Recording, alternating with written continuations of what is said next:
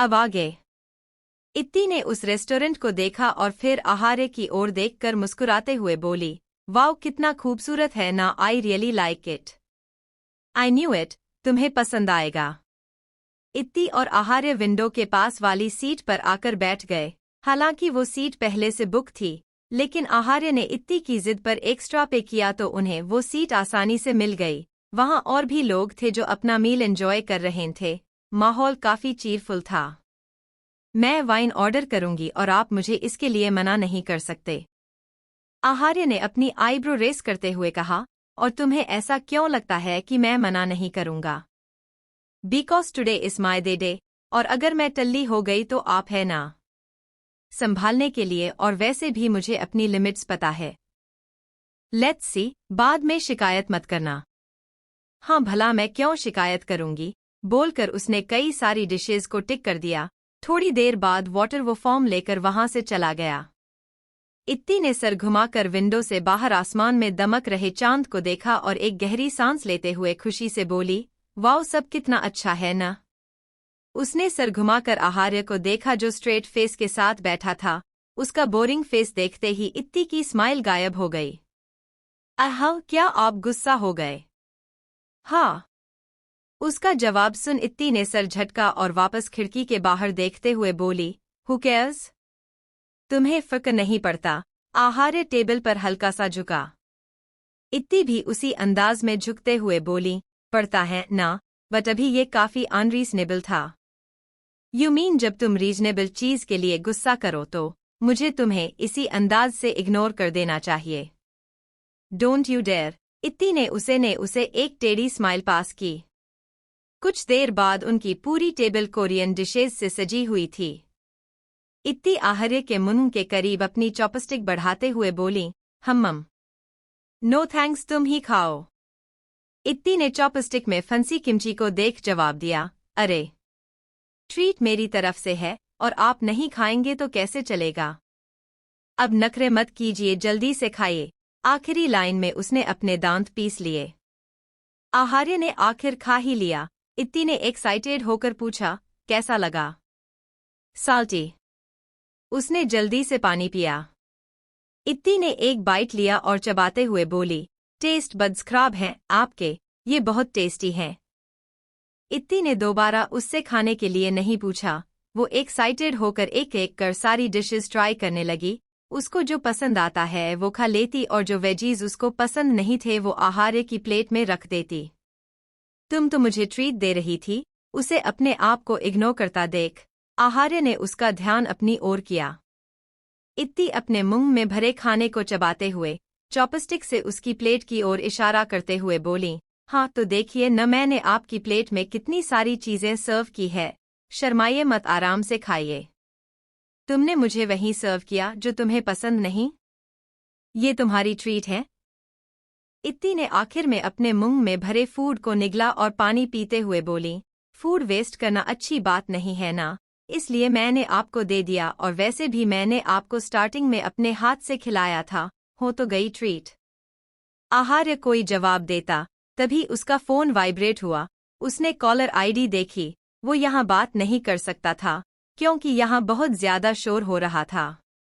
उसने कुछ कहने के लिए होंठ खोले, उससे पहले ही इत्ती अपना हाथ दिखाते हुए बोली, हाँ मैं कहीं नहीं जाऊंगी, मैं यही रहूंगी, मैं कोई गड़बड़ नहीं करूंगी, मैं किसी मुसीबत में नहीं फंसूंगी, आप सुकून से जाकर कॉल अटेंड कर सकते हैं। आहार्य ने कुछ पल उसे देखा और चेयर से खड़े होकर आखिर कुछ गड़बड़ मत करना कहकर ही गया। 3 मिनट में ही वो वापस आ गया। चेयर पर बैठने तक वो लगातार उसके चेहरे को देख रहा था। सब ठीक था, लेकिन फिर भी उसे कुछ ठीक नहीं लग रहा था। इत्ती उसे मुस्कुराते हुए देख रही थी और उसका चेहरा थोड़ा लाल था। तुम ठीक हो, बोलकर आहार्य ने अपना हाथ आगे बढ़ाया और उसका गाल छुआ। उसके गाल गर्म थे।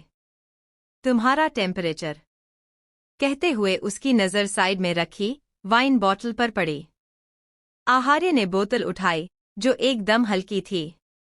बोतल को शेक करते हुए आहार्य ने उसे देखकर हल्के गुस्से से कहा, तुमने पूरी बोतल वाइन पी ली? इत्ती बिना कोई जवाब दिए अभी भी स्माइल करते हुए उसे देख रही थी। आहार्य ने बोतल टेबल पर थोड़ी आवाज के साथ रखी और एक बार फिर सवाल किया, तुमने मेरे बिना क्यों पी? क्या तुम मेरा वेट नहीं कर सकती थी? तुमने एक पूरी बोतल वाइन खत्म कर दी, जस्ट 3 मिनट में। ये कितना डेंजरस हो सकता है पता भी है तुम्हें? इत्ती ने अपने होठों को लिक किया और अपनी कोहनी टेबल पर टिकाकर उस पर अपना चेहरा रख नशीली आवाज में बोली, आपको क्या लगा, आप मुझे उल्लू बनाएंगे और मैं बन जाऊंगी? मुझे अच्छे से पता था आप मुझे वाइन पीने नहीं देते। जैसे ही मैं डिनर फिनिश करती, आप मुझे खींचते हुए घर ले जाते। आहार्य कुछ पल चुप हो गया। हाँ, वो यही करने वाला था। लेकिन अब कुछ नहीं हो सकता था। वो अपनी चेयर से उठा और इत्ती के करीब जाकर उसका हाथ पकड़ उसे उठाते हुए धीमी आवाज में बोला, अब जल्दी चलो, मेरी गलती है। तुम कोई गड़बड़ ना करो, ऐसा मैंने सोचा भी कैसे? इत्ती उससे अपना हाथ छुड़ाने की कोशिश करते हुए तेज आवाज में बोली, हे, आप मुझ पर ऑर्डर नहीं चला सकते। उसकी तेज आवाज सुन वहां मौजूद लोग उन्हें देखने लगे। आहार्य ने एक नज़र सबको देखा और अपनी आंखें बंद कर लीं। वो नहीं चाहता था इत्ती का तमाशा बने, इसलिए उसने इस बार रिक्वेस्टिंग टोन में कहा, प्लीज चलो। इत्ती में जोर से नमे सर हिलाया। सब उन्हें देख धीरे धीरे बातें कर रहे थे, जिससे आहार्य का गुस्सा बढ़ने लगा। अचानक ही उसने इत्ती को अपने कंधे पर उठा लिया। रेस्टोरेंट में शोर तेज हो गया। इत्ती अपने हाथ पैर चलाते हुए तेज तेज चिल्लाने लगी, हे यू किडनैपर, मुझे कहाँ ले जा रहे हो? हेल्प! बाहर आने तक उसका चिल्लाना चालू रहा। आहार्य ने उसे नीचे उतार उसे डांटते हुए बोला, शट अप, ये सब क्या तमाशा किया तुमने? उसकी तेज आवाज से इत्ती एकदम चुप हो गई। कुछ ही सेकंड में उसकी आंखों में आंसू आ गए।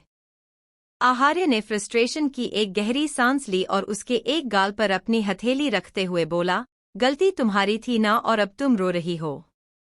इत्ती सबकते हुए बोली, आपने ही तो मुझे वाइन पीने के लिए दिया था और अब आप मुझे वाइन पीने के लिए डांट रहे हैं। मैंने? उसके सफेद झूठ पर वो हैरान हो गया। इत्ती उसकी स्लीव से अपनी नाक पोंछते हुए बोली, हाँ, आपने ही तो कहा था। अच्छा ठीक है, मैंने कहा था, अब चलो।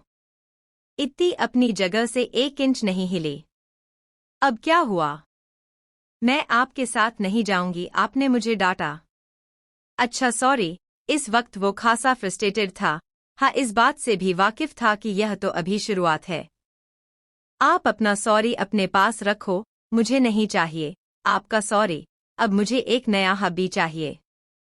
आहार्य उसकी नाक को जोर से पिंच करते हुए बोला, नहीं मिलेगा, पुराने वाले हब्बी से तुम्हें लाइफ टाइम काम चलाना है। उसका हाथ झटक वो नशे से लड़खड़ाती आवाज में बोली, नहीं, पुराना नहीं चाहिए, मैं बोर हो गई हूं पुराने वाले से। What bore? तुम सच में मुझसे बोर हो गई हो? लेकिन क्यों? दैट मीन्स तुम मेरे साथ खुश नहीं हो? वो इत्ती के कंधे को जोर जोर से झंझोड़ते हुए सवाल पर सवाल किए जा रहा था।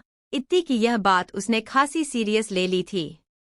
उसके जोर जोर से हिलाने से तो इत्ती का सर चकरा गया। वह 2 कदम पीछे हो गई। उसके कदम लड़खड़ा रहे थे। हाँ, आप बोरिंग हैं बहुत, मुझे ट्रिक करते रहते हैं और मेरे साथ एक्साइटिंग एक्टिविटीज भी नहीं करते।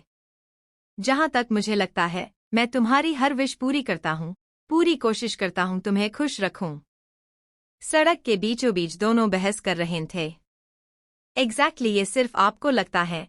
हाँ, आप बहुत अच्छे हैं, केयरिंग हैं, लविंग हैं, लेकिन आप बोरिंग है, इस बात से आप डिनाई नहीं कर सकते। आप।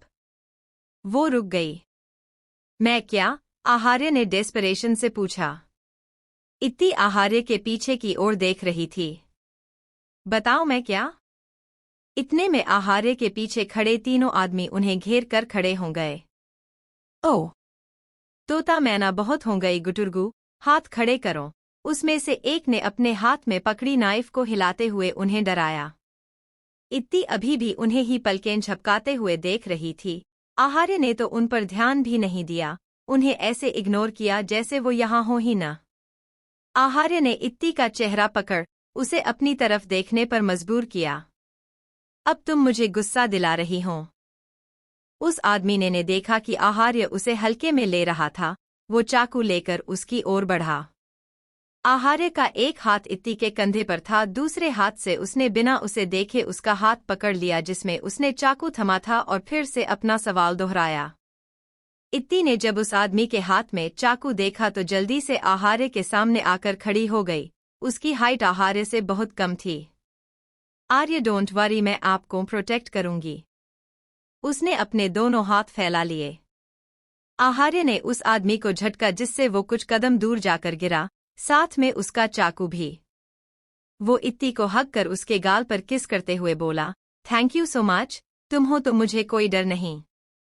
यह सुनकर इत्ती के नशे से लाल चेहरे पर मोटिवेशन आ गया। उस गिरे हुए आदमी के दोनों साथियों ने उसे उठाया और फिर से वह तीनों इतनी और आहार्य के सामने आकर इस बार थोड़ी सख्ती से बोले, आशिकी बंद करो और अपने हाथ ऊपर करो। आहार्य इस बार भी उन्हें भाव नहीं दिया। उनके अंदाज ही लग रहा था कि वो लोग खुद भी डरे हुए थे। शायद वह कोई छोटे मोटे चोर थे, दिखने में भी कुछ यंग थे। इत्ती जो नशे में थी, अचानक ही उसके एक्सप्रेशन चेंज हो गए। वह आहार्य का हाथ अपनी कमर से हटाने की कोशिश करते हुए बोली, आप तो पुराने वाले हबी हो, मुझे नया वाला अभी चाहिए, मुझे आप नहीं चाहिए। इत्ती की बात सुनकर उन तीनों में से जो बीच में खड़ा था, वो अपने होठों को लिक करते हुए बोला, ओ तुम्हें नया हबी चाहिए, मुझे बना लो, मैं बुरा नहीं मानूंगा। उसने इतना ही कहा था कि वो 2 कदम पीछे हो गया। उसका हाथ अपने मुंह पर था, उसके होंठ फट गए थे, जिनसे खून बहने लगा था, उसकी नाक से भी खून रिस रहा था। इत्ती चीख पड़ी और उसने जल्दी से आहार्य की गर्दन पर अपने हाथ लपेट उससे लिपट गई। देखो तुमने मुझे प्रोटेक्ट किया। उसने एक बार फिर उसी अंदाज से इत्ती को फ्लिप किया। इत्ती का पैर दूसरे इंसान के मुंह पर पड़ा। उसने स्पोर्ट्स शूज पहने थे, इसलिए दोनों को तेज लगी थी। इत्ती ने डर कर जल्दी से आहार्य की कमर पर अपने पैर लपेट लिए। क्या तुम्हें मजा नहीं आया? देखो, तुम कितनी अच्छी फाइटर हो, तुमने मुझे सेव किया। आहार्य ने उसकी कमर पकड़कर उसे नीचे खड़ा किया और एक बार फिर उसे हवा में उछाल। वो तीसरा शख्स जो भागने की फिराक में था, वो भी 2-3 कदम की दूरी पर जाकर गिरा। इत्ती के स्पोर्ट्स शूज मुंह पर पड़ने से उसकी भी नाक से खून बहने लगा। तीनों जैसे तैसे करके उठे और जल्दी से वहां से भाग निकले। इत्ती सदमे की हालत में खड़ी थी, उसके पैर भी लड़खड़ा रहे थे। अगर आहार्य ने उसकी कमर ना थामी होती तो जाहिर था वो अपने पैरों पर खड़ी ना रह पाती। आहार्य ने उसे हाक करते हुए बहुत प्यार से पूछा, क्या हुआ? दर्द हो रहा है? उसके पैर कांप रहे थे। होना भी चाहिए। उसने उसके बालों पर किस किया तो इत्ती उसे हैरानी से देखने लगी। अब तुम्हें नया हबी चाहिए? आहार्य ने उसकी कमर पकड़कर उसको हल्का सा उठाया। इत्ती के पैर 1 इंच जमीन के ऊपर उठ गए। वो जल्दी से नमे सर हिलाने लगीं। मैं ही हूं ना? और मैं ही रहूंगा? आहार्य ने उसकी आंखों में घूरते हुए पूछा, तो इत्ती जल्दी से हाँ मैं सर हिला दिया। आहार्य की कार पैलेस के बाहर आकर रुकी। कार से बाहर निकलने से पहले आहार्य ने अपनी गोद में बैठी इत्ती को वार्निंग देते हुए कहा, रूम में जाने तक एक वर्ड भी मत कहना, अंडरस्टैंड? रास्ते भर इत्ती ने उसका दिमाग खराब कर दिया था। कभी वो रोती तो कभी उस पर एलिगेशंस लगाती। इत्ती अच्छे बच्चे की तरह सर हिला दिया, लेकिन आहार्य को अभी भी यकीन नहीं था। उसने इत्ती की उंगली पकड़ उसके होठों पर रख दी और एक आखिरी बार उसे वार्निंग देते हुए बोला, अगर रूम में जाने तक तुमने एक वर्ड भी कहा तो मैं अपने लिए फीमेल एशियंट हायर कर लूंगा। उसकी ये बात सुनकर इत्ती की बड़ी बड़ी हो गई। उसने जल्दी से हिलाते हुए अपने होठों को कसकर बंद कर लिया। आहार्य ने कुछ पल सीट पर अपना सर टिकाकर आंखें बंद कर लीं। उसका सर दर्द कर रहा था। इत्ती ने आज उसको बहुत ज्यादा परेशान कर दिया था। अब खामोश थी तो उसे थोड़ा सुकून था। वो जानता था कि इत्ती भले होश में हो या नशे में, ये ट्रिक जरूर काम करेगी। कुछ ही पल का सुकून था कि उसे कुछ फील हुआ। उसने अपने आंखों से हाथ हटाकर नीचे देखा। इत्ती उसके एब्स पर उंगली से पोक कर रही थी। उसने उसके चेहरे को देखा। उसके लेफ्ट हैंड की उंगली अभी भी उसके होठों पर थी। अब क्या हुआ? उसने एक गहरी सांस छोड़ी। इत्ती ने कोई जवाब नहीं दिया, बस उसे पलकें झपकाते हुए देखती रही। आहार्य ने उसके मुंह से जल्दी से उंगली हटाई और हल्के गुस्से से फिर पूछा, क्या हुआ? इत्ती ने जल्दी से बोलना शुरू किया, आप गुस्सा क्यों कर रहे हैं? आपने ही तो मना किया था कि कुछ मत बोलना, और अब जब मैं कुछ नहीं बोल रही तब भी आप गुस्सा हो रहे हैं। तब भी आप मुझे डांटे हैं। आप बस मुझे डांटते रहते हैं। आपको सिर्फ डांटना आता है। आहार्य ने उसके मुंह पर अपनी हथेली रख उसकी बोलती बंद कर दी। मेरी ही गलती है। रूम में आने तक इत्ती बिल्कुल खामोश थी। उसने जैसे ही रूम में कदम रखा, वो आहार्य की तरफ पलटी जो डोर लॉक कर रहा था। अब तो मैं बोल सकती हूं ना, अब तो हम रूम में आ गए। जाकर सो जाओ, उसने खासी फ्रस्ट्रेशन से कहा, और वहां से चेंज करने चला गया। इत्ती ने धीरे से कहा, हाउ रूड। सुन लिया मैंने, उसने तेज आवाज के साथ चेंजिंग रूम का डोर बंद किया। इत्ती भी तेज आवाज में जवाब देते हुए बोली, हाँ तो सुनाने के लिए ही बोला था। चेंज कर वो जब चेंजिंग रूम से बाहर आया तो उसकी नज़र बेड पर चुपचाप बैठी इत्ती पर गई, जो सर झुकाकर खामोशी से बैठी। उसे कोई खास हैरानी नहीं हुई, वो पल पल में अपने रंग बदल रही थी। इत्ती ने फील किया आहार्य उसके पास बैठा है, लेकिन फिर भी उसने कुछ कहा नहीं अपना सर उठाया। आहार्य उसका चेहरा ऊपर करते हुए बोला, अब क्या हुआ? अब उसकी आवाज काफी काम थी। आहार्य ने देखा वह काफी दुखी थी। बताओ। इत्ती फिर सर झुकाते हुए धीरे से बोली, देख नहीं सकते मैं सैड हूं। क्यों सैड हो तुम? वो हेडरेस्ट पर सर टिका कर बैठ गया और इत्ती को अपने पैरों के बीच बैठा लिया। इत्ती धीरे से दुखी आवाज में बोली, मुझे एक बात याद आई, आपने मुझे पनिशमेंट दी थी क्योंकि मैंने रेवान से बात की, जबकि मैंने आपको बता भी दिया था, फिर भी इसका मतलब कि आपको मुझ पर ट्रस्ट नहीं। उसने आहार्य को देखा जो काफी काम था। असल में आहार्य को पहले से अंदाजा थी कि उसके दिल में यह बात बसी हुई होगी और इत्ती कभी ना कभी इस बात का जिक्र जरूर करेगी। वो बेहद प्यार से उसे समझते हुए बोला, हालांकि वो जानता था कि वो नशे में है और कुछ नहीं समझेगी, लेकिन फिर भी ऐसा नहीं है कि मुझे तुम पर ट्रस्ट नहीं, मुझे सबसे ज्यादा तुम पर ट्रस्ट है। आई नो वह तुमने अपने लिए किया था क्योंकि तुमने पहली बार प्ले में इतनी ज्यादा मेहनत की थी। उसकी बात से एग्री करते हुए इत्ती ने सर हिलाया। आई वॉज जस्ट जेलस, जैसे तुम गुस्से में एक्शन ले लेती हो, बाद में तुम्हें रियलाइज होता है ना? हाँ, कहीं न कहीं ये आदत मुझ में भी आ गई है। आई वॉज जस्ट जेलस, इसका मतलब यह नहीं कि मुझे तुम पर ट्रस्ट नहीं, मुझे सिर्फ तुम पर ट्रस्ट है। और रही बात पनिशमेंट की, तो मैंने कहा तुम्हें पनिशमेंट दी? अगर मैं तुम्हें सच में पनिशमेंट देता तो तुम्हें नींद से जगाकर तुमसे सारी फाइल्स कंप्लीट कराता। क्या मैंने ऐसा किया? इत्ती ने न में सर हिलाया तो आहार्य उसके फोरहेड पर किस करते हुए बोला, exactly that, I trust you, I love you, अब सो जाओ। उसने इत्ती का कंध पकड़ा ताकि उसे लेटा सके। मुझे बेबी चाहिए, उसने अचानक कहा। आहार्य ने चौंक कर उसे देखा। इत्ती उसके कान को अपनी उंगलियों से टच करते हुए बोली, आपके कान इतने रेड क्यों हो गए? इत्ती ने जल्दी से उठकर उसके कान को बाइट किया। उसे आहार्य के लाल कान न जाने क्यों बेहद टेस्टी लग रहे थे। आहार्य उसे खुद से दूर करते हुए बोला, ये क्या कर रही हो तुम? आप ब्लाश कर रहे हैं। इत्ती अपने नशे से नशीली आंखों से उसे के चेहरे का मुआयना कर रही थी। वो सकपका गया और इत्ती को डांटते हुए बोला, क्या बकवास कर रही हो तुम? मैं क्यों ब्लाश करूंगा, अब सो जाओ। उसने अपनी फीलिंग कंट्रोल करने की कोशिश की जो उसके अंदर उमड़ रही थी। बेबी, उसका और इत्ती का बेबी। ये फीलिंग ही काफी थी। जब ये सच होगा, वो कहीं वो खुशी से पागल न हो जाए। चलिए न बेबी बनाते हैं। इत्ती उस पर चढ़ गई। आहार्य को समझ नहीं आ रहा था वो क्या करें। उसने कुछ सोचते हुए कहा, तुम बेबी बनाना चाहती हो? इत्ती जो उसके होठों के एकदम करीब थी, उसने सर हिलाया। बट तुम्हें तो कुकिंग करना आता ही नहीं, अगर बेबी गंदा बना तो? इत्ती जो नशे में थी, वो जल्दी से बोली, नहीं मैं जल्दी से कुकिंग सीख लूंगी, फिर हम सबसे अच्छा बेबी बनाएंगे। हाँ, जब तुम थोड़ी बड़ी हो जाओगी तो हम सबसे अच्छा बेबी बनाएंगे। आहार्य ने चैन की सांस ली। हाँ, ये काफी स्टूपिड था, लेकिन आखिर उसने उसे कन्विंस कर ही लिया। वरना वो उसे परेशान करती रहती। आहार्य की नजरी इत्ती के चेहरे पर गई, जो बेहद दिलकश लग रहा था। उसका गला सूख गया।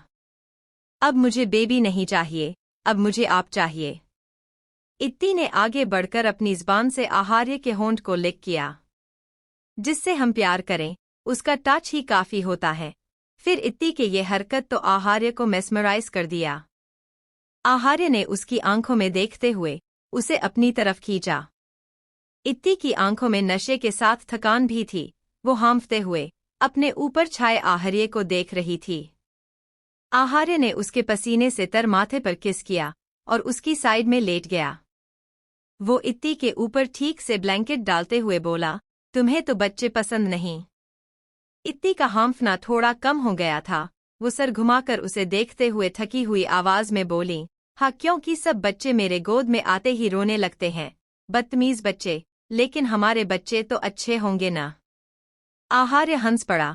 उसने सर झुकाकर इत्ती के होंठों पर किस किया, जो पहले ही सूजे हुए थे। इत्ती उसके बेयर चेस्ट पर हाथ रख उसे खुद से दूर करते हुए बोली, आपको पता है, मुझे न 3 बच्चे चाहिए। वो हैरानी से बोला, ये तुमने कब डिसाइड किया? बस अभी अभी। ठीक है, एज यू विश, लेकिन इन सब के लिए अभी तुम बहुत छोटी हो। इत्ती ने उसे धक्का दिया और उसके ऊपर आकर बैठ गई। अभी वो नशे में थी, इसलिए उसे अपनी हालत का कोई होश नहीं था। अगर होश में होती तो अब तक शर्म से पानी पानी हो जाती। आहार्य ने उसे ऊपर से नीचे तक देखा। एक बार फिर उसके अंदर एहसास उमड़ने लगे। खुद को एक बार फिर बहकने से पहले उसने अपनी आंखें बंद कर लीं। उसे फील हुआ, इत्ती उसके चेस्ट पर किस कर रही थी। अगर वो होश में होती तो कभी इतना बोल्ड स्टेप नहीं लेती। इस वक्त तक तो वो आहार्य को खुद से दूर कर कह चुकी होती, अब बस मुझे सोना है। क्या तुम ये करना चाहती हो? इत्ती ने सर उठाकर उसकी आंखों में देखा। आहार्य समझ गया और दोनों के ऊपर ब्लैंकेट डालते हुए बोला, होश में आने के बाद एम्बरास मत होना। अगली सुबह इत्ती जैसे ही नींद से जागी, उसके सर में भयंकर दर्द था। जब वो पूरी तरह से जाग चुकी तो उसे अपनी पूरी बॉडी में पेन का भी एहसास हुआ। उसकी आंखें अभी भी नींद से भरी थी। उसने बिना देखे अपने पेट पर रखे उस भारी से हाथ को हटाया। वो उठकर बैठ गई। उसने अपनी हालत देखी तो समझ गई, लेकिन दर्द, इतना दर्द तो उसे कभी नहीं हुआ। आहार्य उसके साथ जेंटल ही रहता था। उसने सर घुमा करे देखा। आहार्य पेट के बल लेटा था। उसने कमर से ब्लैंकेट लिया हुआ था और उसके बैक पर बना टैटू इत्ती की आंखों के सामने था। इतनी उसे हिलाते हुए बोली, उठिए। आहार्य ने बिना आंखें खोले उसे कमर से खींचकर वापस अपने करीब लेटा लिया। इत्ती को तेज दर्द हुआ। वो चिल्ला उठी, मुझे दर्द हो रहा है, ये सब आपकी वजह से है। आहार्य उसकी गर्दन में अपना चेहरा छुपाकर कर्कश आवाज में बोला, यहाँ विक्टिम मैं हूं, तुमने जो मेरे साथ किया। उसने बात अधूरी छोड़ दी। इत्ती सर घुमाकर उसकी बंद आंखों को देखते हुए बोली, मैंने क्या किया वो आप ही। आहार्य ने अपनी आंखें खोली और उसके चेहरे पर छाते हुए बोला, तुमने क्या किया? तुमने मुझे फोर्स किया, मेरा फायदा उठाया। तुम मेरी वाइफ हो, ऑफ कोर्स। तुम मेरा फायदा उठा सकती हो, बट अंडरस्कोर मेरी भी कुछ लिमिट्स हैं। इत्ती उसकी अजीब बातें सुन झुंझला गई। क्या क्या बकवास कर रहे हैं, क्लियरली बोलिए। आहार्य सीरियस आवाज में बोला, तुमने मेरे साथ जबरदस्ती की। इत्ती उसकी चेस्ट पर पंच मारते हुए गुस्से से बोली, क्या बकवास है? ऐसा कुछ कैसे हो सकता है? आहार्य और ज्यादा सीरियस हो गया। क्यों नहीं हो सकता? तुम हमेशा इक्वालिटी की बात करती हो। तुम्हें नहीं पता, फोर्स दोनों जेंडर्स के साथ होता है। हाँ, मुझे पता है, लेकिन मैंने। तुम कल रात कितनी वाइल्ड थी, तुमने। मैं क्या? ये बार बार आप सस्पेंस क्यों क्रिएट कर रहे हैं? वो तेज चिल्लाई थी। उसे समझ ही नहीं आ रहा था कुछ, ऊपर से उसका सर दर्द से फट रहा था। आहार्य ने एक गहरी सांस ली और उदासी से बोला, कल मैं कितना टायर्ड था। मैंने तुमसे कहा मुझे सोना है, लेकिन तुमने मुझे फोर्स किया। अगर मैंने तुम्हारी डिजायर्स पूरी नहीं की तो तुम मुझे छोड़ दोगी। मैं डर गया। I don't want to lose you. इत्ती जो पल पल बदलते एक्सप्रेशंस के साथ उसकी बात सुन रही थी, वो उसे मारते हुए बोली, क्या बकवास है। आहार्य बेड पर लेट गया और ठंडी आह भरते हुए बोला, हाँ, करो और ज्यादती करो, मैं क्या ही कर सकता हूँ, सिवाय अपनी जुल्मी वाइफ के जुल्म सहने के सिवा। इत्ती बुरी तरह से फ्रस्ट्रेट हो गई थी। इत्ती उठकर बैठ गई। उसने आहार्य से ब्लैंकेट खींच लिया। आहार्य पर नजर पड़ते ही उसने जल्दी से अपनी आंखें ढकते हुए कहा, आप तो हमेशा कपड़े पहन लेते हैं न। आहार्य बेशर्म की तरह वैसे ही रहा। हाँ, मैंने तुम्हें बताया न, आई वॉज टायर्ड, मुझ में इतनी भी हिम्मत नहीं थी कि मैं कपड़े पहनूं। तुमने मुझे। हाँ, समझ गई, मैंने आपको फोर्स किया। हाँ, देखो तुमने एक्सेप्ट किया। मैंने कब? इत्ती ने कुछ बोलना ही नहीं चाहा। उसने बेड से पैर लटकाए। वो जाना चाहती थी। पीछे से उसे आहार्य की आवाज सुनाई दी, तुमने तो ये भी कहा, तुम्हें बेबी चाहिए। इत्ती पलटते हुए बोली, इम्पॉसिबल। आपको पता है न, मुझे ये बच्चे वगैरह पसंद नहीं, जब देखो रोते रहते हैं। तुमने तो ये भी कहा कि तुम्हें 3 बच्चे चाहिए। What rubbish! इत्ती ने अपना पिलो उसके मुंह पर मारा। आहार्य उस पिलो को हक करते हुए उसकी और करवट लेते हुए बोला, तुमने तो वो पोजीशन। इत्ती ने गर्दन घुमाकर गुस्से से उसे घूरा, तो आहार्य अपने होठों को लाइक करते हुए बोला, मेरे निशान तुम्हारी नेक पर अच्छे लग रहे हैं। अनजाने में ही इत्ती में अपनी नेक को छुआ तो आहार्य बैठते हुए बोला, तुम्हारे वाले ज्यादा अच्छे और गहरे हैं, सी। उसने अपनी नेक को पॉइंट किया। इत्ती ने देखा, सच में उसकी नेक पर तेजी से बाइट करने के निशान थे, जो बेहद गहरे थे। जाहिर था ये उसने ही किया था। उसे आहार्य की बातें सच लगने लगीं, तो क्या सच में उसने आहार्य को फोर्स किया था? उसे बस इतना याद था, आहार्य के जाते ही उसने ड्रिंक की थी। उसकी बाद की यादें ब्लर थी। कुछ लोग, फिर कार में उसका आहार्य को बार बार किस करना, उससे लड़ना, रूम में आने के बाद उनके इंटेंस पल जो उसे ठीक से याद नहीं थे, लेकिन उनकी एहसासों की छाप थी। आहार्य की ठंडी उंगली ने उसके बालों को ठीक किया, तो वो होश में आई। कोई बात नहीं, मैं सब्र कर लूंगा, तुम मेरी वाइफ हो, मेरे साथ कुछ भी कर सकती हो। इत्ती जल्दी से बेड से उतरी। उसके अंदर दर्द की एक टीस उठी, लेकिन जैसे तैसे उसने खुद को और अपने ऊपर लिपटे उस बड़े से ब्लैंकेट को संभाला। आप बकवास कर रहे हैं, जरूर ये सारी बातें आपने ही कहीं और की होंगी, और मैं गुस्सा न करूं इसलिए सारी इल्जाम मुझ पर डाल दिया। वो कहाँ मानने वाली थी। इस वक्त आकाश के रूम में मोनी और मानसी मौजूद थे। इत्ती ने जैसे ही रूम में एंटर किया, तीनों उसे घूर घूर कर देखने लगे। इत्ती ने उनकी नजरें महसूस की, तो उसके कदम ठिठक गए। उसने अनजाने में ही अपनी गर्दन की छुआ, फिर चेहरे को। ये लोग ऐसे क्यों घूर रहे हैं? आई नो हमारे साथ रहना अब आपके स्टैंडर्ड्स को मैच नहीं करता, आकाश ने उसे देखते हुए टॉन्ट किया। क्या बकवास है, ऐसा क्यों कह रहे हैं आप? इत्ती सोफे पर आकर मोनी के बगल में बैठ गई। सही कह रहे हैं, क्या हम इतने गए गुजरे हैं कि आपने हमें प्ले के बारे में बताना जरूरी नहीं समझा? मोनी भी खासी नाराज थी। तीनों के बारी बारी इल्जामात सुन अब इत्ती को भी गुस्सा आने लगा। वो तेज आवाज में चिल्लाई, स्टॉप इट। इनफैक्ट यहाँ विक्टिम मैं हूँ, आप। उसने तीनों को बारी बारी पॉइंट किया। मैं तीनों को बताने आई थी। उसने मोनी को घूरते हुए कहा, आप तो न जाने किस जासूसी में घुसी रहती हैं आजकल। ये सुन मोनी सकपका गई। वो कुछ दिन से उस लड़की का पता लगाने की कोशिश कर रही थी जिससे ऋतिक बात करता है। इत्ती ने मानसी को घूरा, और आप तो जब देखो फोन से चिपकी रहती हैं, ऐसा भी कौन है? मानसी जो अभी भी अपने फोन को चुपके चुपके देखकर मुस्कुरा रही थी, वो भी सकपका गई। आखिर में इत्ती में आकाश पर चिल्लाते हुए कहा, और आप? मैं बताने आई थी, लेकिन आप कॉल पर अपनी कीर्ति जी से बात कर रहे थे। आपने मुझे इग्नोर किया तो मुझे भी गुस्सा आ गया, फिर मैंने भी आपसे बात नहीं की है। आकाश को शर्मिंदगी हुई।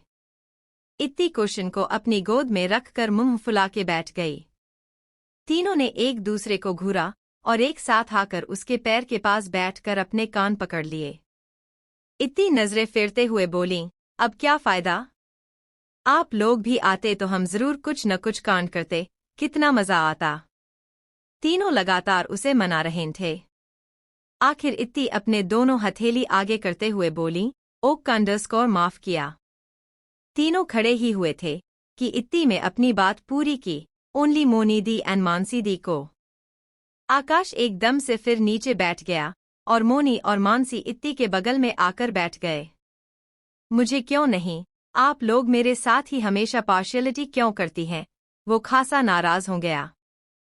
इत्ती भी नाराजगी से बोली, हाँ तो हम लोग आपकी तरह लंबी लंबी बातें भी नहीं करते। क्या कहते थे आप, छोटी सी भाभी सा, आप मेरे लिए बहुत इम्पोर्टेंट हैं। हाँ तो है ना?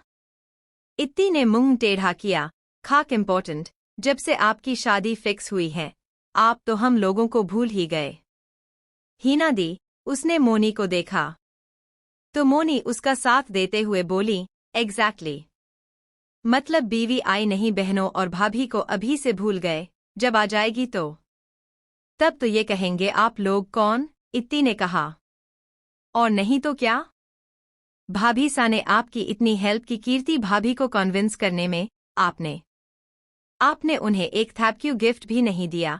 कहते हुए मानसी में इत्ती ले कंधे पर हाथ रख लिया। आकाश ने हैरानी से बारी बारी उन तीनों को देखा जो उसे लूटने की कोई कसर नहीं छोड़ती। गिफ्ट? अभी 2 हफ्ते पहले ही उसकी आर्ट गैलरी में एक यूनिक पेंटिंग रखी गई थी, जिसके बारे में उसने जैसे ही उन्हें बताया, मोनी ने उससे वो पेंटिंग ले ली। मानसी लास्ट मंथ उसका फेवरेट यूनिसेक्स परफ्यूम उसके रूम से बिना पूछे उठाकर ले गई थी। और इत्ती, वो उसे इमोशनल ब्लैकमेल कर उससे अपना प्रोजेक्ट वर्क और आर्ट वर्क करवाती रहती थी। आप तीनों को देखकर टिपिकल ननद और वैम्प जेठानी वाली वाइब्स आ रही। अभी तो मेरी कीर्ति जी यहाँ आई भी नहीं और आप लोगों ने उनके खिलाफ साजिश शुरू कर दी। तीनों उसे गुस्से से घूरने लगे। हम किस एंगल से आपको वैम्प लगते हैं? वो एक साथ चिल्लाए। आकाश सोफे पर बैठते हुए बोला, 360 डिग्री से। आपकी कीर्ति जी मेरी दी हैं भूल गए? इत्ती गुस्से से बोली। हाँ, तभी तो मुझे फिक्र हो रही है, क्योंकि बहनों में ज्यादा लड़ाई होती है देवरानी जेठानी बनने के बाद। इत्ती ने अपनी गोद में रखा पिल्लो उसके ऊपर फेंकते हुए सोफे से उठ गई, उसके साथ मोनी और मानसी भी। तीनों एक ही साथ जाने के लिए मुड़ी। कहीं आप लोग मेरी कीर्ति जी के खिलाफ कोई इविल प्लान बनाने तो नहीं जा रही? आकाश बार बार इविल वर्ड पर जोर दे रहा था, जानता था तीनों इससे बेहद चिढ़ जाएंगी। क्या पता आपकी कीर्ति जी ही इविल हो जाए और हमारे खिलाफ प्लान न करें। हम तीनों तो बहुत अच्छे हैं, मोनी चिढ़ते हुए बोली। वो बहुत अच्छी, काम, समझदार हैं। अगर हमसे इविल वाइब्स आ रही हैं, तो आप में से जोरू की गुलाम की वाइब्स आ रही हैं।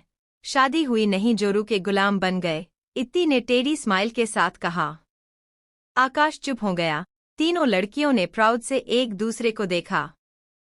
तभी आकाश ने सर उठाया और स्मर्क करते हुए बोला, हाँ मैं भाई सा से ट्रेनिंग ले रहा हूं। इत्ती की बोलती बंद हो गई। गो टू हेल, इत्ती मुड़कर वहां से चली गईं, उसके साथ ही वो दोनों भी। पता नहीं इस वक्त मेरी कीर्ति जी क्या कर रही होंगी। कॉल करता हूं।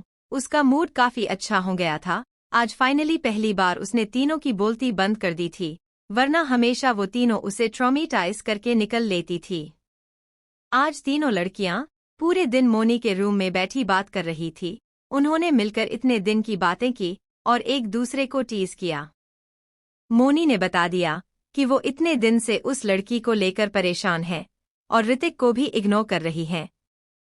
इत्ती ने उसे सजेस्ट करते हुए कहा, आप उन्हें कुछ दिन और इग्नोर करना, आखिर उन्हें भी पता चले।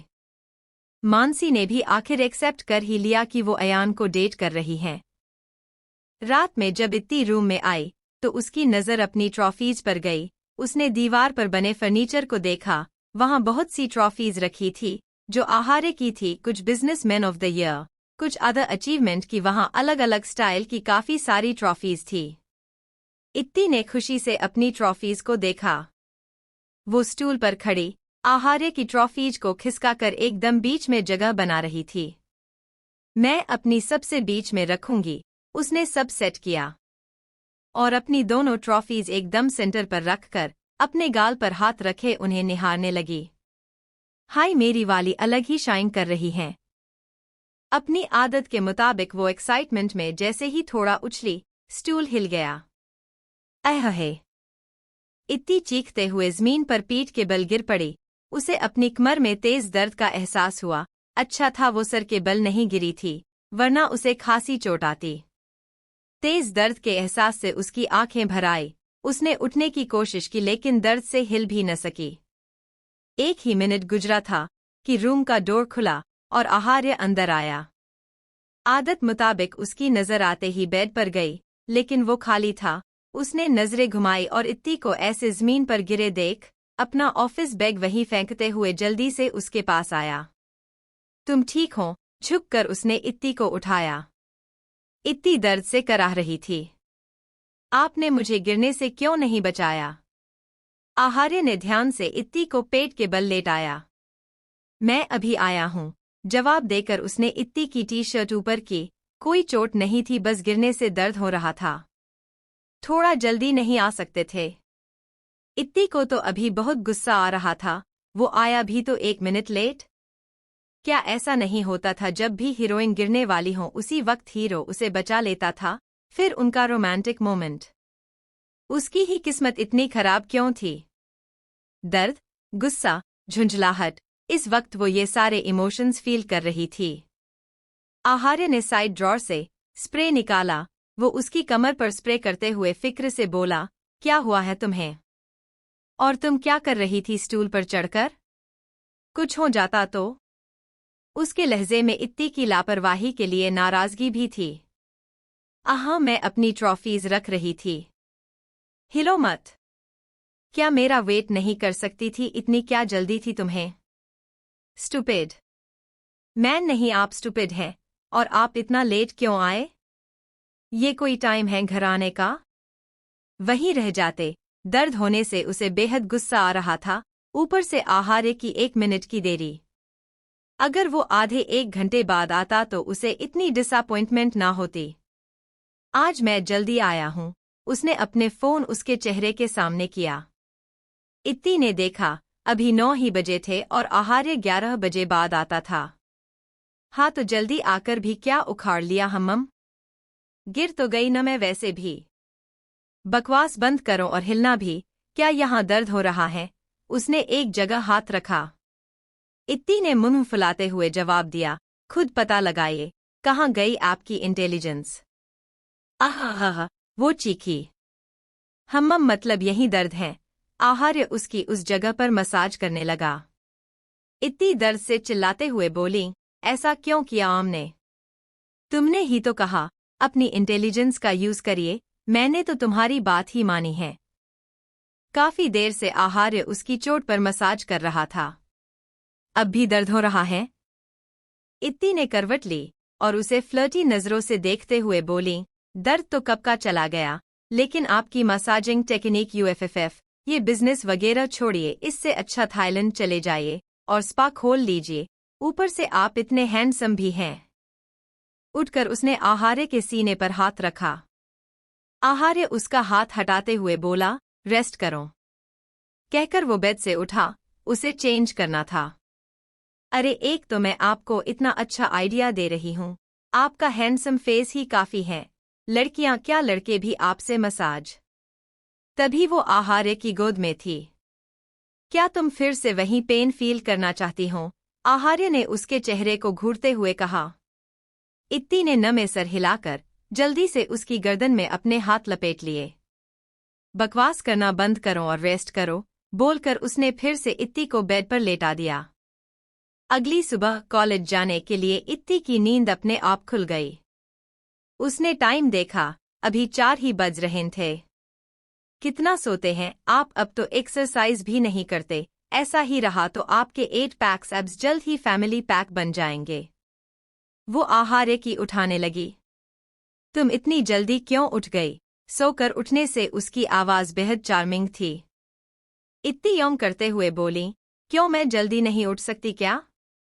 नहीं उठ सकती? चलो सो जाओ, अभी 4 घंटे बाकी हैं तुम्हारे उठने में। आहार्य ने फिर से उसे लेटा लिया। इत्ती उसके कब्जे में थी। नहीं, आज मैं जल्दी उठ जाऊंगी, फिर जल्दी कॉलेज जाऊंगी। आज तो सब मेरी तारीफ करेंगे। वाओ! आहार्य ने उसे ढीला छोड़ा क्योंकि वो दब रही थी। इत्ती बेहद एक्साइटेड थी। प्ले के बाद दूसरे दिन छुट्टी थी। आज वो जल्दी जाना चाहती थी ताकि अपनी फेम एंजॉय कर सकें। आज तुम कॉलेज नहीं जाओगी, हम हॉस्पिटल जाएंगे। इत्ती लगभग चीखते हुए बोली, क्या लेकिन क्यों?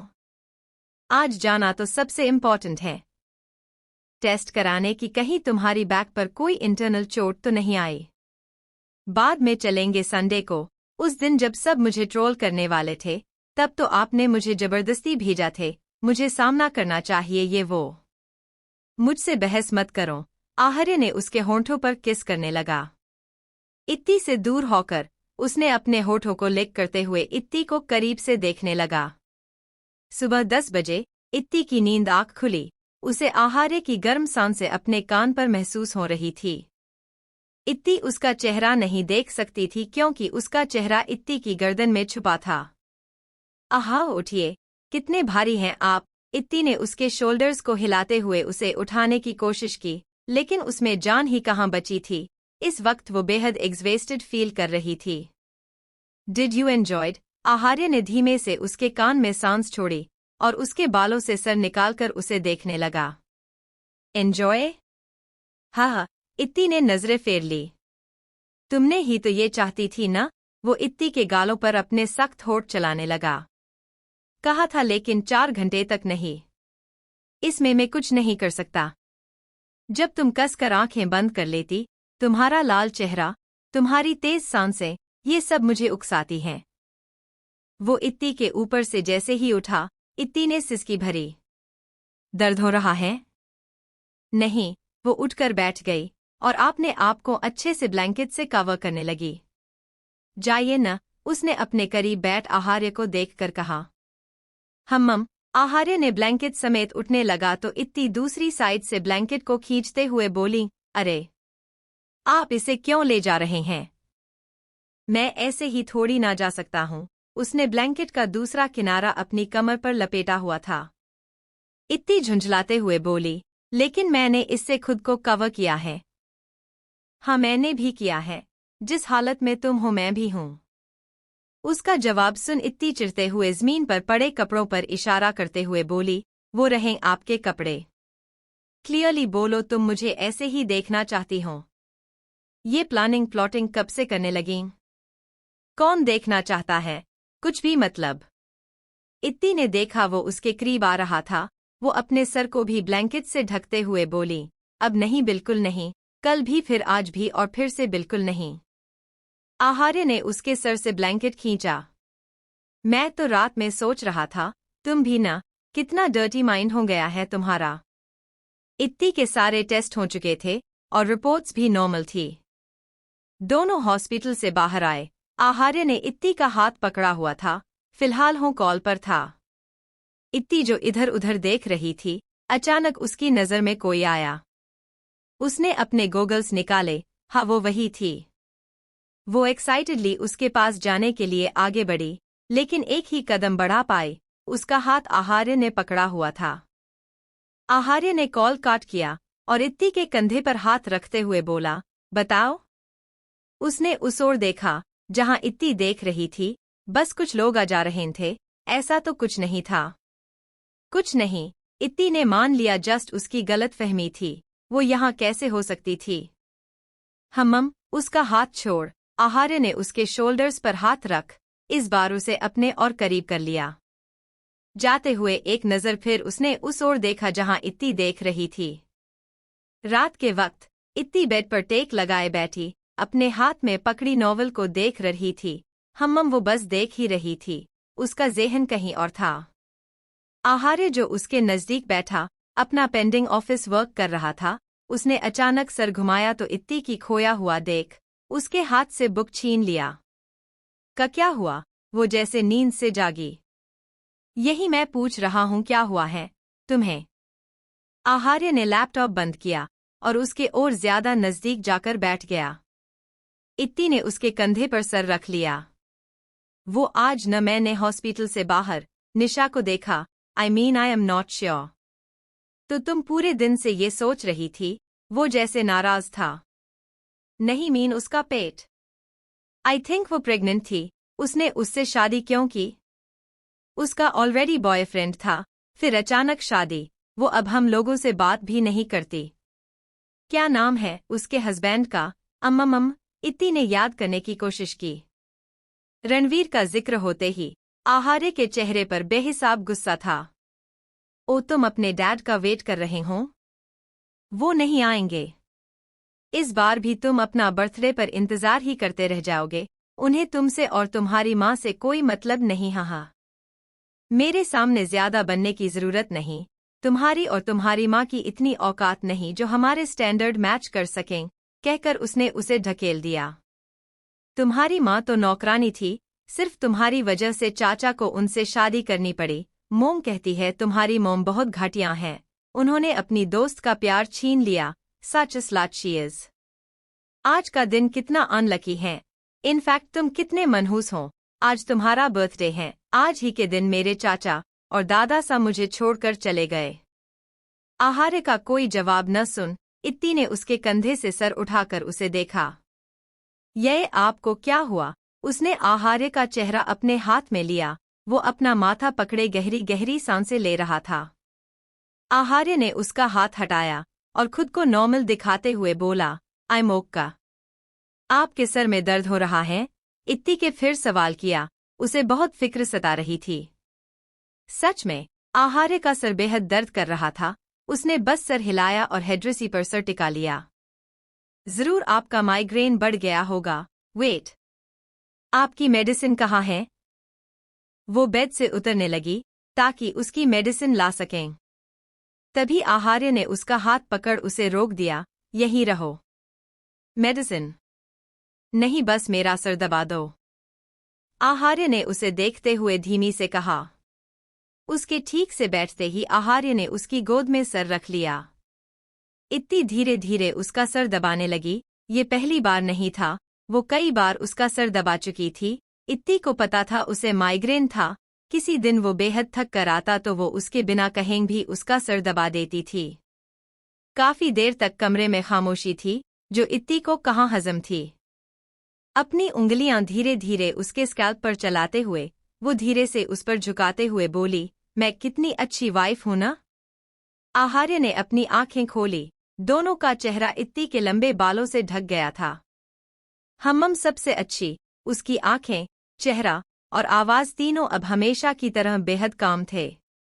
इत्ती फिर से कमर सीधी कर बैठते हुए बोली, वेरी गुड। ऐसे ही मेरी हाँ में हाँ मिलाया कीजिए तो आपकी जिंदगी में शांति रहेगी। आहार्य समझ गया। वो बस उसका मूड ठीक करना चाहती थी। मूड ठीक तो उसका तभी हो गया था जब उसने इत्ती की गोद में सर रखा था। उसकी करीबी ही काफी थी। बात मानने से याद आया, तुम्हें 1 वीक तक मेरी बात माननी थी और कल रात तो तुमने। इत्ती ने अपनी जीभ काटी। क्या उसे फिर से स्टार्ट करना पड़ेगा? यानी 1 वीक और?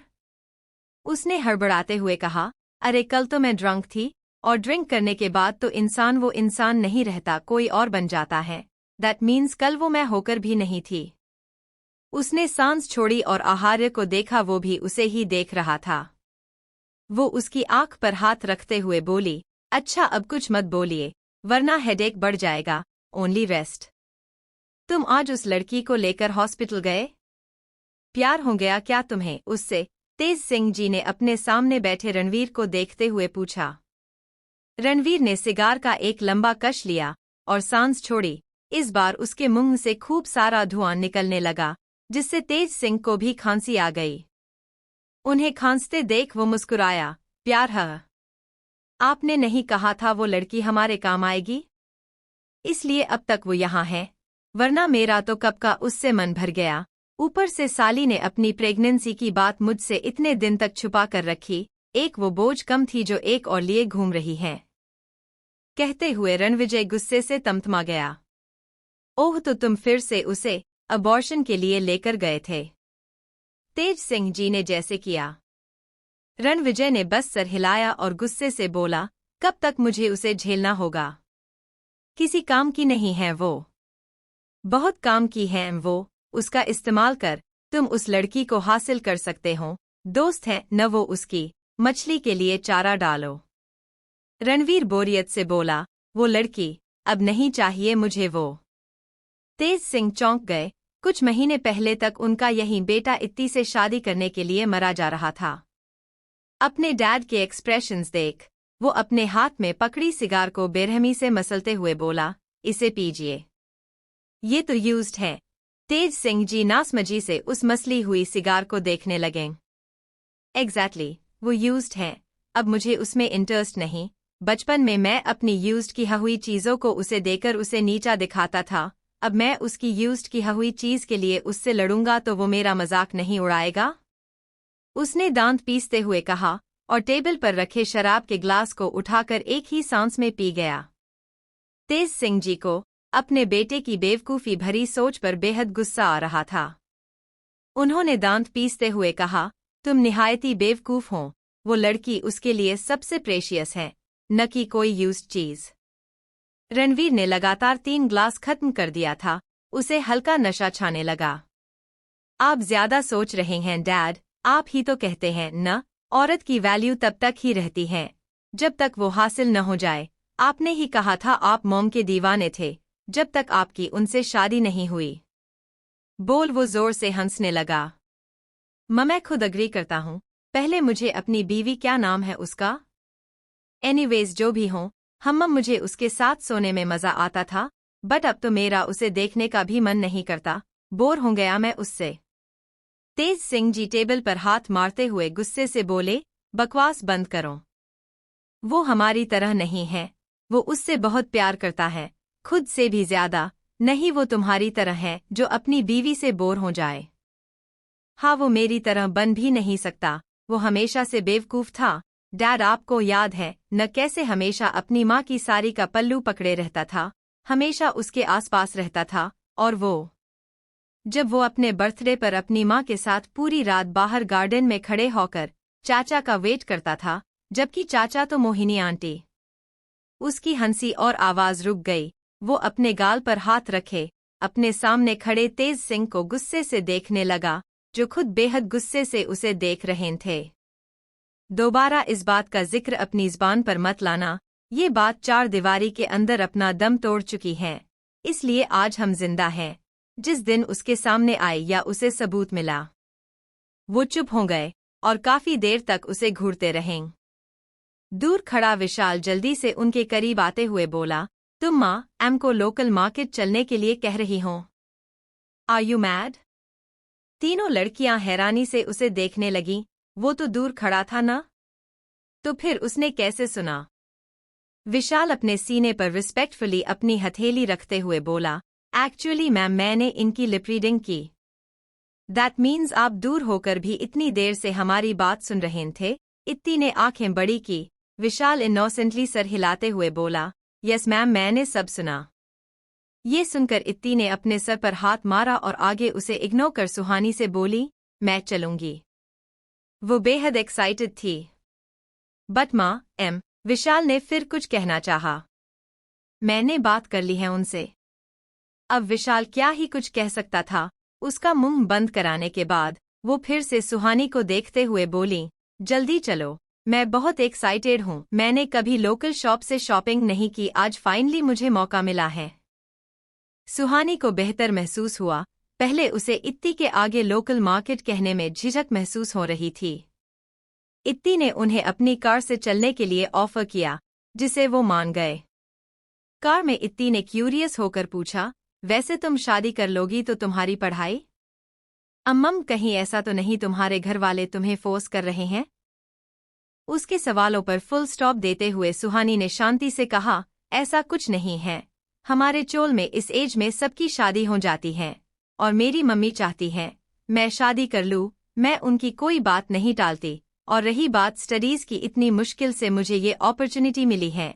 अपनी पढ़ाई शादी के बाद कंटिन्यू करूंगी। बोलकर सुहानी खिड़की से बाहर देखने लगी। उसने शॉर्ट में सारी बात बताई थी जो सच थी, लेकिन असल बात तो ये थी ये सब उसकी मम्मी उसे सेव करने के लिए कर रही थी। जो वो उनसे शेयर न कर सकी। ये सोचकर उसने एक गहरी सांस ली। उसका रोने का दिल किया। मम यू आर राइट, पेरेंट्स जो करते हैं अच्छे के लिए ही करते हैं। इत्ती ने अपना याद किया। पहले वो भी तो खिलाफ थी, लेकिन अब खुश थी। क्या हुआ, आपने अचानक कार क्यों रोक दी? अचानक कार रुकने से पीछे बैठी तीनों लड़कियां आगे की ओर झुक गई। मैम, कार आगे नहीं जा सकती। विशाल आगे भीड़ को देखने लगा, जहां लोग एक दूसरे से धक्का मुक्की करते हुए आ जा रहे थे। लोग आते जाते हुए उस बड़ी सी कार को भी घूर रहे थे। इस लोकल एरिया में इतनी पोर्श कार देख कोई भी घूरता। इत्ती ने खिड़की से बाहर देखा। इतनी भीड़ देख वो घबरा गई। हाँ, इससे आगे हमें पैदल ही जाना होगा। अंदर कई सारे स्टॉल्स हैं, यहाँ सब ऐसे ही शॉपिंग करते हैं। ओ अच्छा, फिर तो मजा आएगा। इत्ती ने खुद को रिलैक्स किया और कार से बाहर आ गई। सुहानी कार से बाहर आने के लिए डोर खोल रही थी, लेकिन उससे हो नहीं रहा था। विशाल ने बाहर से डोर खोला। वो सुहानी को घूर रहा था, ऐसे जैसे उसे आंखों से ही शूट कर देगा। उसके घूरने से सुहानी जल्दी से भागकर दूसरी ओर आ गई, जहां आंचल और इत्ती खड़े इधर उधर देख रहे थे। दोनों ही ऐसी जगह पर पहली बार आए थे। उनके लिए ये सब कुछ नया सा था। इतना भीड़ देख इत्ती का अंदर जाने का दिल नहीं कर रहा था। जिन मॉल्स में वो जाती थी, उसमें गिने चुने लोग होते थे। खासकर जिस दिन वो जाए उस दिन बेहद कम मेंबर्स को एंट्री मिलती थी, और तो इतने लोग थे कि चलना मुश्किल था। एक बार के लिए तो उसने सोचा कि वो सुहानी को मॉल चलने की कहें पे वो कर देगी, लेकिन उसने खुद ही जल्दी से इस आइडिया को रिजेक्ट कर दिया। इससे कितना बुरा लगेगा। हाँ, मैं इतना एडजस्ट तो कर ही सकती हूँ ना, वैसे भी इट्स लाइक अ फन। कुसूस उसका भी कहाँ था, उसने बचपन से लग्जरियस लाइफ जी थी। क्या हुआ, तुम क्या सोच रही हो? आंचल ने उसके सामने चुटकी बजाई। इत्ती ने देखा दोनों उसे देख रहे थे। नथिंग, चलो जल्दी, कहकर वो आगे बढ़ गई, लेकिन तभी किसी से टकराती। उससे पहले ही विशाल न जाने कहां से बीच में आ गया और उस बच्चे और इत्ती के बीच में था, जिससे वो बच्चा उससे टकराया। अंकल, पागल हो क्या आप? मैं गिर जाता तो? वो बच्चा नकचड़ी आवाज के कहता हुआ वहां से चला गया। विशाल देखता ही रह गया। उसकी शक्ल देख तीनों लड़कियां हंस पड़ी। कितनी अनमैनर्ड लोग हैं। माँ, चलिए वापस चलते हैं। लेकिन इत्ती तो उसकी बात अनसुनी कर आगे निकल चुकी थी। विशाल भी जल्दी से उससे थोड़ी दूरी बनाकर चलने लगा। सुहानी उन्हें शॉप्स के बारे में बता रही थी, बार्गेन कैसे करते हैं, सेल में किसी दूसरी लड़की से एक टॉप के लिए लड़ना। ये सब इत्ती और आंचल को बेहद एक्साइटिंग जान पड़ रहा था। सुहानी को भी ये देखकर अच्छा लगा। लेकिन कोई था जिसकी हालत पस्त थी। वो था विशाल, जो इत्ती को प्रोटेक्ट करते हुए लोगों के धक्के अपने ऊपर ले रहा था। इत्ती को जिस टच किए बगैर वो किसी दूसरे को भी उसके कपड़े छूने का भी मौका नहीं दे रहा था। सामने से कोई आता तो वो जल्दी से सामने हाथ फैलाकर खड़ा हो जाता। साइड से धक्का लगने वाला होता तो साइड पर आकर खुद उस धक्के को खा लेता। उसकी हालत पर तीनों जी भरकर हंस रहे थे। विशाल की किसी से बहस हो रही थी। वो किसी लड़की से टकरा गया था, जिससे वो लड़की उससे बहस करने लगी और उस पर तरह तरह के इल्जामात लगाने लगी। वो लड़की थी, इसलिए विशाल बस बार बार माफी मांग रहा था। विशाल का ध्यान भटकते देख इत्ती ने दोनों का हाथ पकड़ा और भीड़ में चुपके से गायब हो गई। हमें उनकी हेल्प करनी चाहिए। तुम हमें यहाँ क्यों ले आए? सुहानी थोड़ी तेज आवाज में बोली, क्योंकि वहां रश की वजह से शोर था। वो हैंडल कर लेंगे, उन्हें छोड़ो। अब हम लोग रिलैक्स होकर शॉपिंग करेंगे। उनके होने से सब हमें ही घूर घूर कर देख रहे थे, जैसे हम कोई एलियन हो। काफी वक्त बाद आज इत्ती बेहद थ्रिल्ड फील कर रही थी। यार, कुछ प्रॉब्लम तो नहीं होगी ना? आंचल को इत्ती की फिक्र थी, उसे कुछ हो गया तो। रिलैक्स गाइस, मैं पहले भी ये कर चुकी हूँ। उस लड़की से पीछा छुड़ाकर विशाल पीछे मुड़ा। भीड़ तमाशा देखकर छटने लगी थी, लेकिन वो नहीं थी। विशाल की जान सूख गई। वो जल्दी से इधर उधर अपनी चील निगाहों से इत्ती की ढूंढने लगा, लेकिन वो नहीं दिखी। विशाल के माथे पर पसीने आ गया। अगर उसे कुछ हुआ तो वो आहार्य को कैसे फेस करेगा और खुद को, अपनी इस लापरवाही, नाकामयाबी के लिए खुद को कैसे माफ करेगा। अभी ये सब सोचने का वक्त नहीं था। भीड़ को धक्का देते हुए वो जल्दी जल्दी इत्ती को ढूंढने लगा। तीनों आजादी से बाजार घूम रहे थे। ये यहाँ घर क्यों है? इत्ती ने देखा वहाँ खोली नुमा छोटे छोटे 2 मंजिला मकान बने थे, उसी के नीचे दुकानें बनी थी। एक्चुअली यहाँ लोगों के घर भी हैं। उन्होंने ऊपर अपना घर बसाया है, नीचे दुकान खोल ली, या नीचे फ्लोर यानी दुकान किराए पर दे दिया। It's a type of income, सुहानी के समझाया। इत्ती ने सर हिलाया, यानी वो समझ गई। इत्ती को दूर से ही एक सूट दिखा जो एक शॉप के बाहर हैंगर पर टंगा था। इत्ती जल्दी से उस शॉप के पास गई।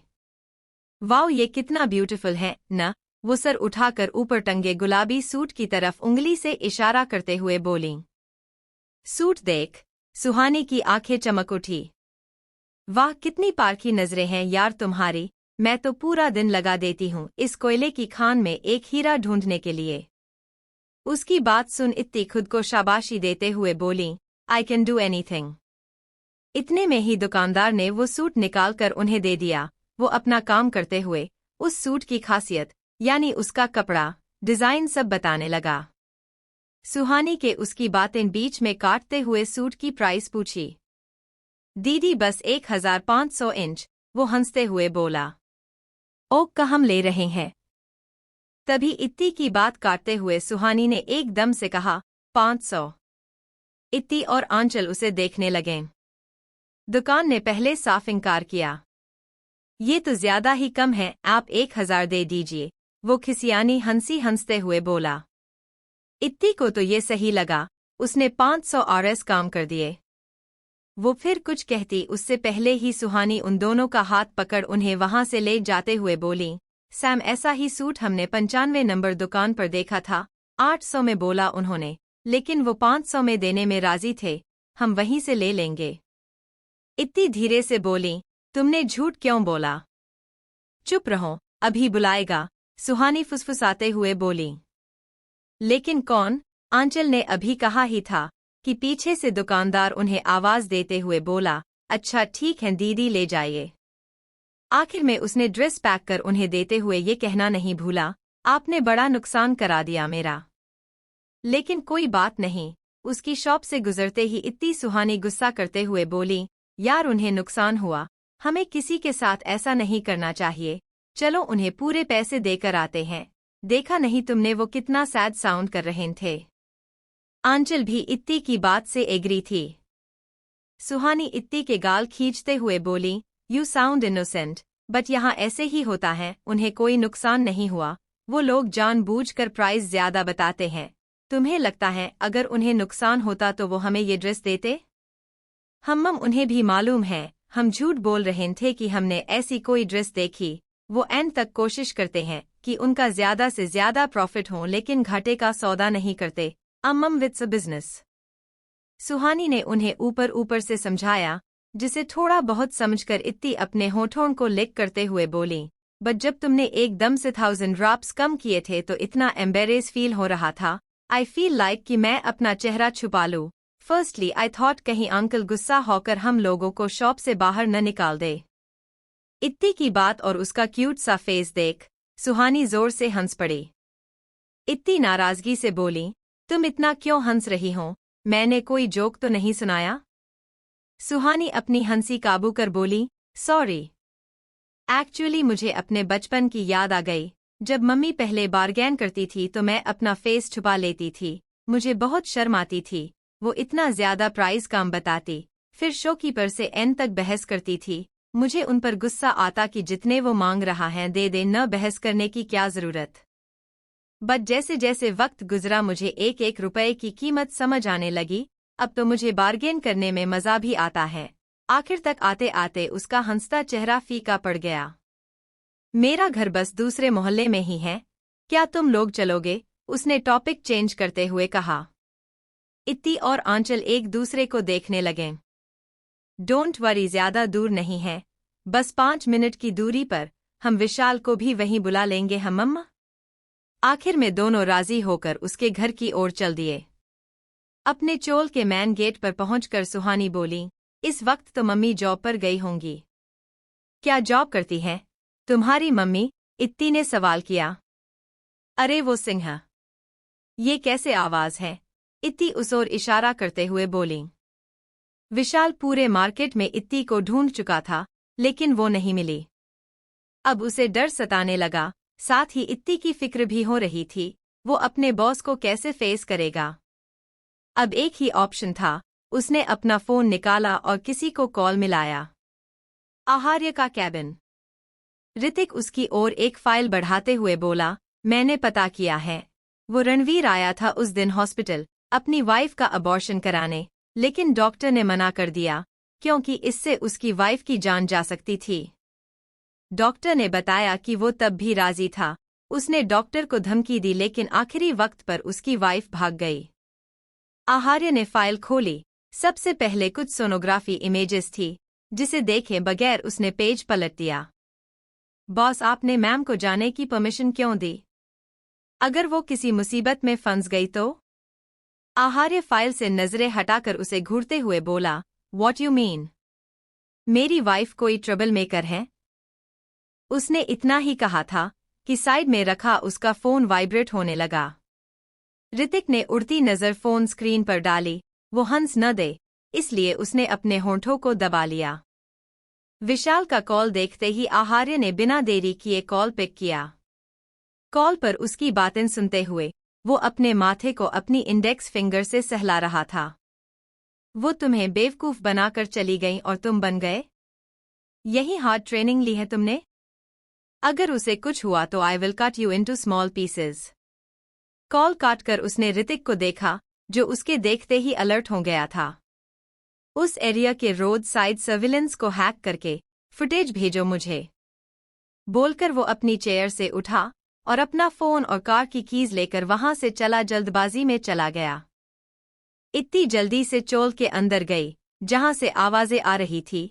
आंचल भी उसके साथ ही थी। सुहानी आराम से आ रही थी, जैसे उसके लिए ये कुछ नया नहीं था। एक जगह काफी ज्यादा भीड़ थी। इत्ती अभी भी समझ नहीं पा रही थी कि हो क्या रहा था। बस उसे किसी औरत की रोने और एक आदमी की गुस्से से चिल्लाने की आवाजें सुनाई दे रही थी। आखिर भीड़ को हटाकर वो जैसे तैसे आगे आई तो पाया कि एक आदमी एक औरत को मार रहा था। हैरानी से उसने अपने मुंह पर हाथ रख लिया।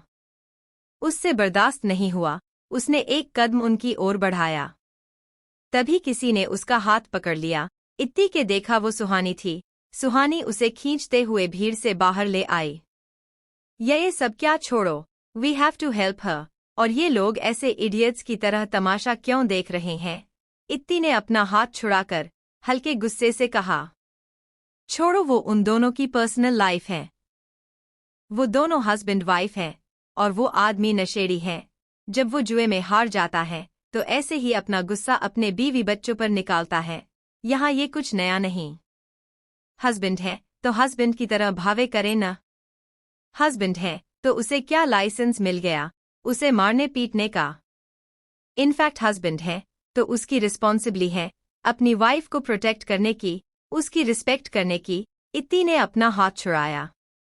तभी सुहानी में फिर से उसका हाथ मजबूती से पकड़ते हुए कहा, तुम कौन सी फेरी टेल्स की बात कर रही हो? हाँ, रिस्पॉन्सिबिलिटी एंड ऑल ये सब कुछ नहीं होता, यहाँ ऐसा ही होता है। और वहाँ मत जाओ, अभी सब शांत हो जाएगा। कुछ घंटे बाद वो दोनों फिर एक एक अच्छे वाइफ की तरह रहने लग जाएंगे। सुहानी को उसकी बात बिना सर पैर की लगी। उसके लिए तो ये सब आम जिंदगी थी। कुछ साल पहले तक तो इस कपल की तरह उसके मम्मी पापा होते थे, उन साइड में रोते बच्चों की तरह वो। इत्ती ने ऊपर देखा, सब अपनी बी बालकोनी में खड़े तो कुछ उनके आसपास खड़े बस तमाशा देख रहे थे। कोई कुछ नहीं कर रहा था। उसका खून खोल गया।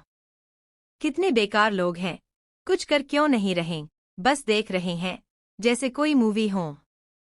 इत्ती ने आंखों में आंसू लिए गुस्से से कहा, Why are you reacting so much?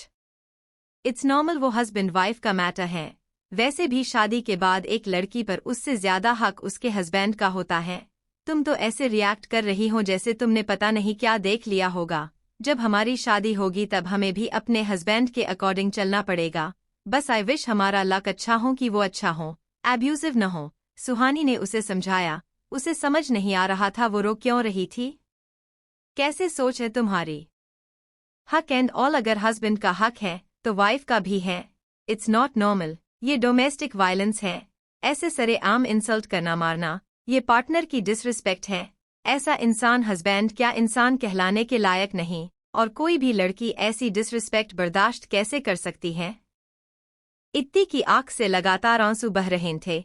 आंचल ने उसके कंधे पर हाथ रखा। देखो तुम रो मत। शायद तुमने कभी ऐसा देखा नहीं। ऐसा होता है और बर्दाश्त तो करना पड़ता है न, छोड़ तो सकते नहीं।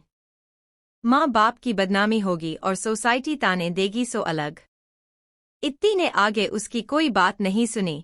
वो वहां से भागते हुए चली गई। आंचल भी जल्दी से उसके पीछे गई।